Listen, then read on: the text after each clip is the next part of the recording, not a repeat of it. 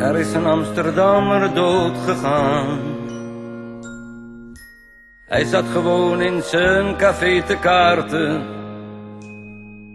Hij kreeg een glaasje bier van tante Sjaan. En hupsakee, hij gaf de pijp aan Maarten. De dokter was gebeld, stond met de deurknop in zijn hand. En tante Sjaan die lag voor pampes in de ledikant. De GGD, u kent dat wel, wat was dat vlug gegaan. En allemaal zo rond het 700 jaar bestaan.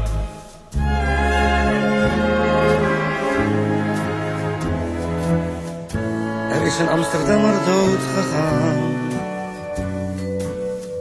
Hij liet zijn hondje plassen op de wallen. Zijn rikketik was even blijven staan. En kijk, hij was al uit de koets gevallen.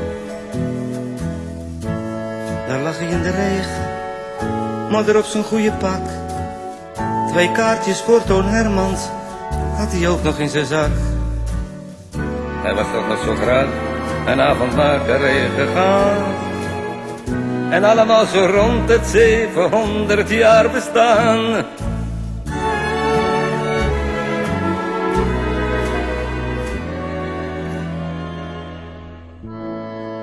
Er is een Amsterdammer dood gegaan. Die hoek is leeg daar in het stamcafeetje. Die soms nog aan hem denkt, is tante Sjaan. Die mist hem iedere dag nog wel een beetje. Het pirament gaat door de straat, één is er niet meer bij. En in Carré bij Hermans, daar is ook een stoeltje vrij. Je kunt er niet omheen, je moet er even stil bij staan. En allemaal zo rond het 700 jaar bestaan.